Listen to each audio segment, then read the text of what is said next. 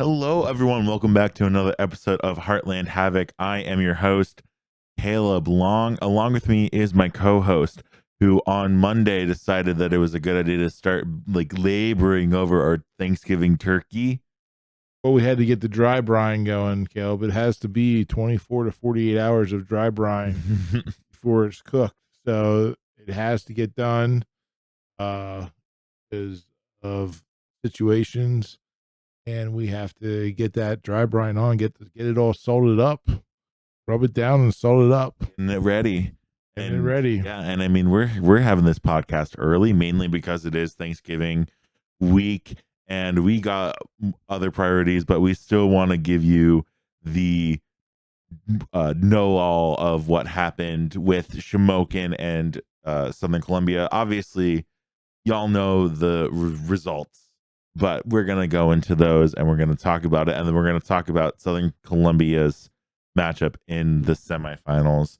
And it was it's sad to see Shamokin fall in the way they did. They lost to Southern Lehigh 30-27. Now, I will say that Dad and I were watching the Southern Columbia game versus Skilton High Spire on Service Electric. Thank you for Service Electric of doing the live. Yeah, thank you for streaming the live on stream YouTube because we were able to watch it on YouTube. So shout out we are those folks at Service Electric and Matt Catrillo and Charlie Fisher on the call. Excellent job. Yeah, we are a YouTube TV household, so we appreciate Service Electric pandering to us, I guess you could say. But we found Hobart News. We found the Hobart News. Yes, Facebook we did. live stream we did right at the end where Southern Lehigh was driving, and then ultimately did get the go-ahead score. And then, if I remember correctly, Shamokin threw an interception, which that was trying to drive downfield, trying to tie the game or get the go-ahead win touchdown. But ultimately, it wasn't in the cards. And I mean, this Shamokin team, was the best Shamokin team I think I've seen in my lifetime. I don't know about you. Very good team. I believe they had one that maybe went to the state finals in the early 90s. I'm not 100% sure. That was a very good team. We played against them at Milton High School. Actually, my last high school football game, we lost in District 4 playoffs 55-6 to Shamokin. The team went pretty far into the playoffs. I don't know that they went to the state championship, but that was the 91 team. So I guess we'll say the best team the best Shamokin team that they fielded since 1991. I guess you could say that's a fair assessment. Right. And I mean, it's hard to see how they went out like that, but I mean, they can be very proud of that season. And we do have the stats and we do have the stuff for that. Dad had it pulled up, but then he put it on the chair. We have it right here. He didn't have it ready. He's unprofessional. No, I'm joking. Okay, so stats here from the game with Shamokin and Southern Lehigh that was played at Blue Mountain High School. You had Southern Lehigh coming out first, scoring on a long pass, and then Zakeem Clinton got the scoring going for Shamokin. Tied the game at 7 at the end of the first half. Then in the second, or at the end of the first quarter, my bad. In the second quarter, you had Southern Lehigh scoring on a long run, and then they had a 2-point conversion, take a 15-7 lead. Then Clinton again broke a 23-yard run, and the kick by Steinhardt made it 15-14. What you had then was Shamokin taking over some in the third quarter. This was the Logan Steele show. Right. He scored on an 8-yard run. The 2-point conversion failed. And then almost immediately, I believe it was on the next possession. I think so too. He had a pick six for 40 yards, an interception return for 40 yards, which puts Shamokin up 27-15 at that point. And it looked like they had it going. Then Southern Lehigh's running back scored on a 4-yard run before the end of the third quarter. So your score then was 27-22. Close. Until the very, very end. Right. there with around a minute left or Under a so. minute left at that point. Under a minute left at that point when Southern Lehigh ran it in from 7 yards out. Steckert ran it in. And Sean Steckert, who was a big leading rusher on the day for Southern Lehigh, 7-yard run, and then he ran into the 2-point conversion, which was key. No, for sure. To put him up by 3. And he really willpowered his way in there. Stats for the game. Shamokin could not get that consistent run game going. Although Clinton scored a couple times, their stats were 27 carries for 135 yards. Yeah, that's definitely the toughest run through that they've gone through. Right. So far. I mean, this was their toughest matchup. I think these teams were very evenly matched, obviously with the box score, and I think I said that heading into the game. So, I mean, this was their toughest opponent. Noah Ringus led the way for Shamokin, 7 for 69 rushing. Clinton only got 7 touches for 52. Yeah, that's Logan Steele 13 for 36. So that's the rushing numbers for Shamokin. Other stats: Steele was 4 of 9 with that interception at the end for 99 yards passing. Brian Bickert 2 for 69 receiving, and Colin Steinhardt 1 for 18. Jace Gink 1 for 12. And then you had the powerful. This time of possession must have been way unbalanced. Also with Southern Lehigh leading time of possession, 45 carries for 203 yards. Oh my goodness! They're 11 of 20 passing for 153. So just looking at that, Shamokin ran 36 offensive plays. Southern Lehigh's 65. So that Shamokin defense got wore out being on the field that long. Yeah, they were just able to drive on them, I think. Yeah. And Deckert, he's probably still hurting. We're recording this Monday night. He probably still is hurting Monday night after having 39 carries. Right, that is a lot. 250 yards. And that doesn't count ones that might have been penalties or something like that. I'm sure there were. Southern Lehigh had 9 for 75, so I'm sure there's a hold or two in there. Right, then that got without having watched the game, for you know. But there just has to be something there with all that. And he really was their main rusher. Nothing else really to speak of as far as rushing. Their quarterback, last name of Sams, Colton Sams, 11 of 20, 2 interceptions, 153 yards, and a touchdown. Scoring for Southern Lehigh was Darius Roman, or receiving for Southern Lehigh. There we go. Darius Roman, 5 for 87. Luke Kauzinski, 3 for 61, and the touchdown. A couple other guys had catches that totaled 6 yards. So Southern Lehigh, bringing that. Good luck to them in the rest of the playoffs. Yeah, I think Shamokin coming out of that game might be one of those situations where you're like, oh, I hope Southern Lehigh wins the state championship. At least we know we lost the state champ. Right, exactly. I do think there's like a decent possibility of that actually happening, because Southern Lehigh is a very good team. I think they've always sort of been in the state playoff mix. So right. But you look at Shamokin, and it was just one. Maybe their luck ran out on them here. As if you think back to the first Jersey Shore game and how they pulled that out at the end. Mount Carmel game, how they pulled that out at the end. There was just no more magic left in that hat. And I think the hat gets boosted when it's at Kent Memorial Stadium. That is true. They had, but I'll tell you what, those games happened at Kent Memorial Stadium. I saw pictures. Something about the je ne sais quoi of the Kent Memorial Stadium is the je ne sais quoi. The Shamokin je ne sais quoi. Yeah. Okay. We'll have to look that word up. Gusto, something about that, Something about Kent Memorial, the pierogies and the Holiski, and they're powered by that, I believe. The pizza, and the everything, and the rain and whatever. Right, they're powered by a little bit of that out there in Shamokin, and great season overall. Though one loss, unfortunately, it's the last game of the year, and that's that for Shamokin. Sorry, I got distracted by watching Monday Night Football there for a second. We decided it was a really good idea to watch the Monday Night Football game while we were recording the podcast. And that shouldn't be an issue anymore because they're about to go into halftime. George Kittle almost made a fantastic Yeah, catch. so now you actually know. Now you know the specific time and the specific day of when we are recording this. Just go back and watch the ESPN Monday Night Football, and at the point where they did the replay of George Kittle in the second quarter, the end of the second quarter. Anyway, we're gonna move on to Southern Columbia, keeping the train rolling. Rolling over the steamrollers, rolling over the steamrollers. They really did, man. They really did. They beat Steelton High Spire very convincingly. I don't have the score pulled up, but it's like 52-28 or something like that. Something close. 55-26. 50. Okay, I was close. 55-26. I did look this up.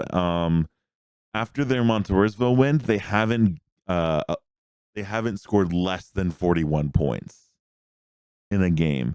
That's like the end of their regular season, and that's through the district and playoffs, and that's through the state playoffs so far.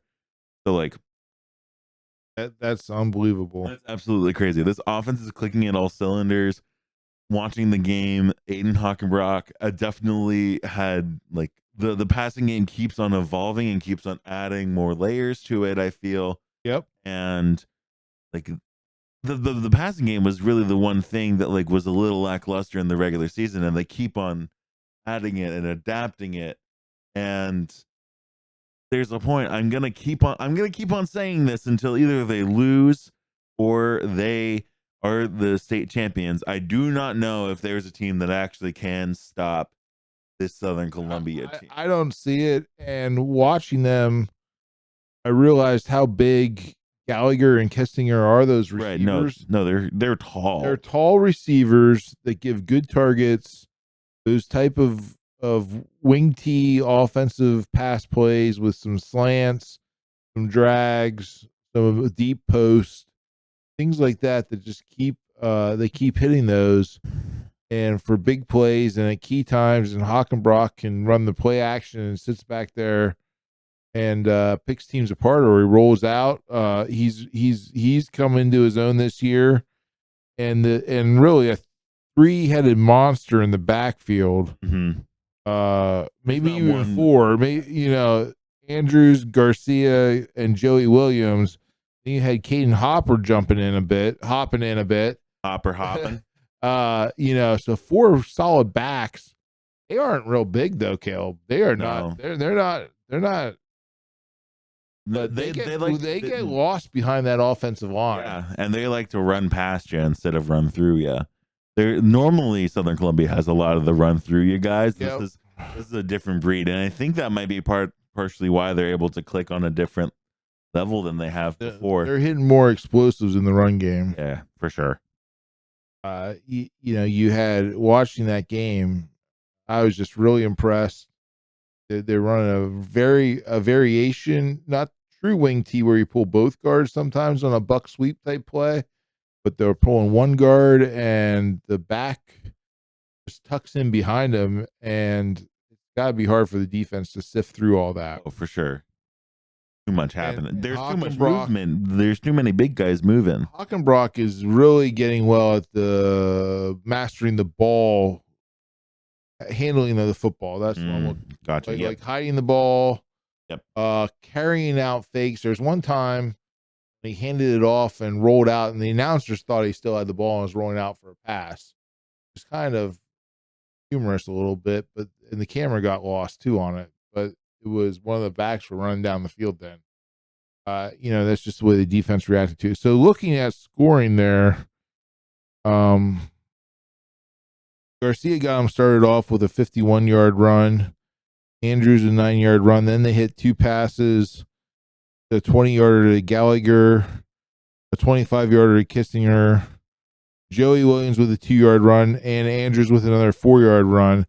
So right there, you have 5 touchdowns, 6 touchdowns before Steel High even scored. Right. And just an amazing display of offense early on. They kept it rolling for the most part, and then the backups got in a bit, and they ran through it. You talk about controlling the game. 47 carries for 344 yards for Southern Columbia. Diabolical. And here is the efficiency of Hockenbrock passing. 8 out of 10, 145, no interceptions, 3 touchdowns. Now, I think the 8 out of 10 is his worst passing percentage in the entire playoffs. And that should say 80% is the worst. I'm pretty sure it is. Wow. I'm pretty sure it is. You might be right. 140 off of 8 completions is diabolical. 145, yeah. 45 is absolutely crazy. Yeah, Right. no, they unlocked an entirely different level against this Steel High team that always feels like they're also in the state playoffs almost all the time. And to break that down further, one of those passes was only for 1 yard on like a screen pass to Williams to the back. So really, he completed 7 for 144. Like crazy. That's just ridiculous. Love it. But rushing numbers again, those 47 carry. You got Braden Andrews 11 for 131, 3 touchdowns. Brady Garcia 9 for 90 and a touchdown. Joey Williams 9 for 87 and a touchdown, and Caden Hopper 5 for 36. He had some other backs getting some time later in the game. Nothing outstanding there as far as their numbers go, but just so impressive in the run game. Absolutely incredible. And then defensively, they held Steel High to 37 yards rushing on 19 carries. Now but Steel High did start a lot of passing. Well, they racked up passing yards at the end. That's where I was going with that. 209 yards passing, 15 out of 30, 209 yards, but 3 interceptions. So you have those numbers. Southern Columbia defense came to play, and they got the job done. Their offense got the job done. It'll be very interesting to see if where they end up here. They have a matchup with Lansdale Catholic, which we'll get into in a few moments, coming up in the state semifinals. But it'll really be interesting to see if they get by them or if that's the end of the road for our District 4 teams. We'll see. We will see. And speaking about Lansdale Catholic, they are a very interesting team. District 12. Philadelphia Catholic League. And they're they're like one of the smallest schools in that area. I mean, Philadelphia just has a lot of 4A, 5A, 6A. So, but one of the smallest schools in that area. We're talking about a 8-2 regular season, and then they've been able to handle the playoffs. I'm just going to go through some of these school names because they're absolutely funny. School of the Future. A win over them 36-0. Father Judge was a loss, 30-27. But I do think Father Judge, they went 3-8, but I think that's like a 5A school. Well, Father Judge is another Catholic school in Philadelphia.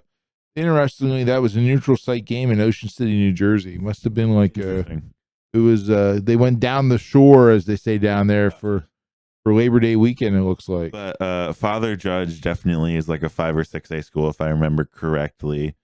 Hatboro Horsham, 20-17 win. Archbishop. Okay, hold up. 28-7. Hatboro Horsham nickname. I played with a guy in college from Hatboro Horsham.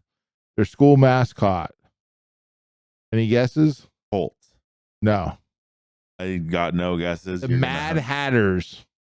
Oh, that's incredible. Yep. The Hatboro Horsham Hatters. Mad Hatters. Yeah, Let's do that 5 times fast. Yep. Chris. Yep. Do it. No. Hatboro Horsham Mad Hatters. Hatboro Horsham Mad Hatters. Hatboro Horsham Mad Hatters. Horsham Mad Hatters. No, Mad Hatters. I pulled the BattleBots robot out of there from. Yeah, Mad Catter. You remember Mad Catter? Yep. Yeah. Anyhow, go on with Archbishop Carroll. Yeah, Archbishop Carroll. Where were they? 28-7 win. Newman Goretti, I think that's the Newman Goretti. 21-0 win. West Catholic 20-14. Delaware County Christian 27-8. Archbishop Wood 28-21 win. Archbishop Ryan was a loss, but that was a 3-0 loss. Low scoring defensive battle there. Conwell Egan 34-0, and Now we're into playoffs. So I think we are into playoffs at this point.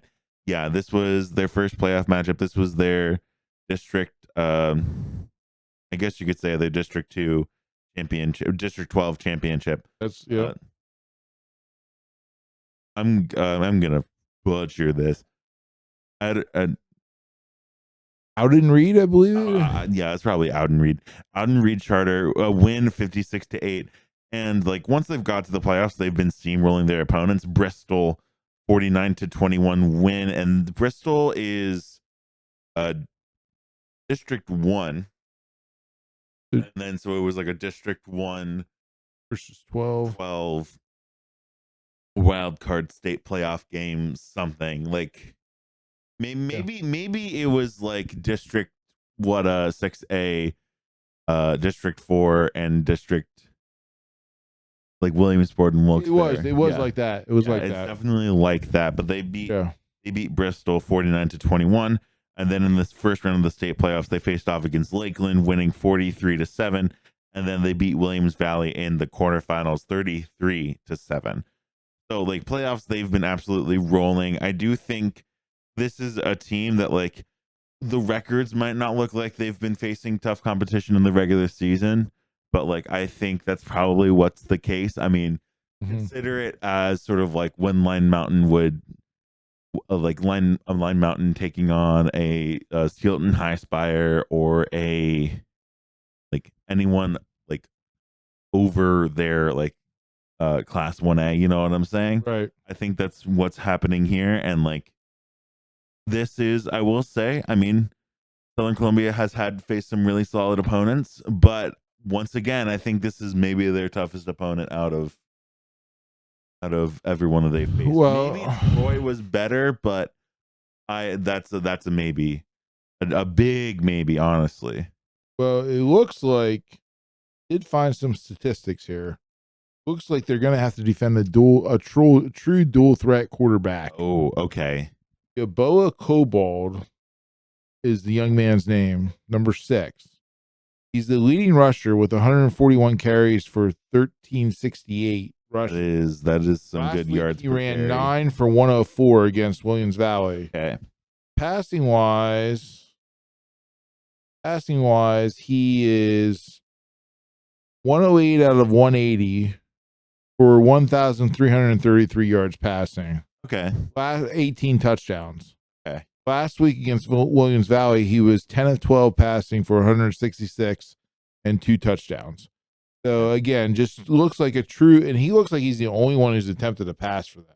Interesting. They do have another rusher, running back Nick O'Brien, 163 carries for 970. Interestingly enough, more of a short yardage guy. However, his biggest game was against Lakeland. Okay, interesting. 11 for 184. Okay. So he does have some explosiveness going there for him. And then you had another back who had 521 yards on 120 carries. Okay. So definitely John Kobold must be Yaboa's brother. So definitely looks like a running attack. If you just total up those 3 rushers, you're talking about over 2,700, maybe 2,800 yards rushing. Right. In the top 3. Very similar. Actually, totals. They do have the totals down here. They've run for over 3,000 yards. Well, I mean, very similar to, I guess you could say, a Southern Columbia who has multiple running backs that love to run the ball. They love to evenly spread out. I mean, like as much as possible. I think, I mean, stats wise, I think they stand pretty similarly. And I know we're just stats warrioring right now. Obviously, I did not do enough research to actually look at games, so maybe my credibility going down the tubes. But you know, I mean, just on paper, it does look like Lansdale Catholic is the strongest opponent that Southern Columbia will face. And I mean, it's the semifinal. I mean, you should expect every game you play to get harder and harder. And the Philadelphia Catholic League usually has very good players. I mean, it is where athletes will go that maybe more talented and want to get out of public schools down there. So you do have that going on down there also, even though there might not be it's not a big school. They definitely can get some people to play for them. Gotcha. Yeah. Give me Southern Columbia. Let's go Southern. Standing on the grounds that I don't think there's a team that could potentially stop them. Well, and you got to look at, I'm going to go and I don't know Lansdale Catholics, but it's going to be hard to find any coaching staff in Pennsylvania that's been together longer than the Southern Columbia staff, and coaching continuity. And the staff has been there before. I saw an interview with Jim Roth. He said, well, the kids haven't been this far before. No, but him and his staff, the majority of them are together for years and years and years. They've been together, and they know what it takes to get through this round and take the next step to the state final. And they'll certainly work on imparting that wisdom. They've been through, 30 Thanksgiving practices or whatever. You know what I'm saying? By this point, how to navigate Thanksgiving week, how to navigate, we want to go, hunting in this area, exactly. All that stuff. They've navigated that all already numerous times. So they know what they're doing as far as that goes, and structure and practice setup, and all that plays into the normality of a kid going through this game is really since the beginning, like when they start out and then all the way up through. Or is that one out you were talking about? Right, that's what I'm talking about. And I think this is going to be a pretty neutral site game. I believe it's at Lehighton. Yeah, I think it's somewhere that's something like that, pretty in the middle of both. So fairly, fair travel. Again, though, Friday, no school. People will have time to travel. It sounds like it's going to be entertaining. I wish we could watch it or go to it, but we have other stuff. We have other stuff going on. Eagles game. The Eagles play at 3 on Black Friday. Go Birds. Go Birds. Okay. And I'm sorry. This is coming fresh off of the terrible loss. We all know what happened yesterday. The collapse at the Cowboys. Yeah. Yeah, we were not going to draw any comparisons of any high school games collapsing to that game yesterday. But anyhow. No, we weren't going to. No, and we're not. So that was a bad deal. You will get probably some more other talk as this podcast progresses throughout the season. But anyhow, that's where we're at with the high school playoffs. Yep. A brief look at things. This is where we are. We're both pulling for Southern to win and get to not Hershey anymore, but get to the state championship game. Yep. All right. And we got one more thing for you. It's your favorite segment. It's everyone's favorite segment. Talking Time Machine. Last week I was able to get it right, if I remember correctly. I don't remember what it was, but I think I got it right. You did. It was the 99-yard pass. Yeah, it was. You eventually got it. That it was give me something other than sports. Is this something other than sports? Something other than sports. All right, there we go. Real life. We're hitting back. Oh, real life. So at one point, every Truman Door's day, we didn't start the fire. No, we're not going there. We're not going there. Although we could pick a lot apart about we didn't start the fire. Good. So here we go. If I say the term party line, what am I referring to? The term party line. Yes, that is the term party line. Immediate. Oh, wait. No, I think I do know. I think I have a guess on what I know what this is. Does this have something to do? Because phones used to be really stupid back in the 80s. Only one person could be on there, but you could decide as a household, hey, we want to have like 7 phones hooked up. You can only have one line actually call, and you could listen in on everyone else.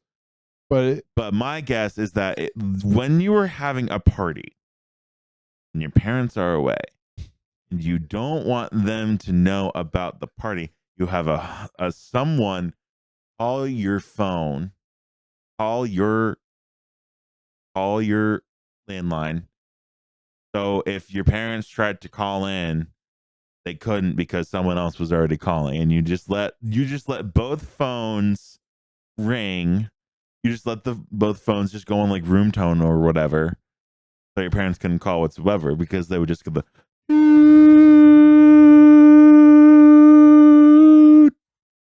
No, you not no. Although that's a good guess. You let me keep on cooking with that. I thought that was right. No, I thought you no. What you would do in that situation though is just take the phone off the hook. You know, that's And a lot.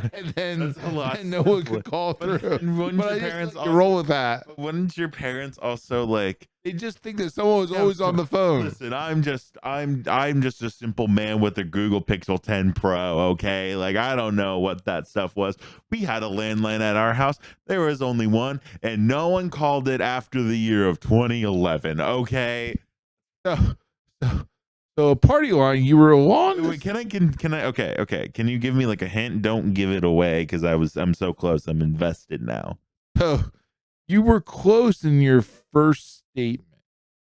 Your first statement was very close in what you were talking about, but it involved Phone line being stupid. That was the first statement I made. no about it being like like you having numerous phones in the house. Right. Yeah. But that's not. But it wasn't just in the house. Why would you have a phone outside? No, that's not it. Why would you have a phone That's in your not it. car? I know there's No, that, not in that the stuff car. Not in the existed. car. I know that existed. Not in the car either. Not inside. Not No. outside. Not in your car. No, it was a party line.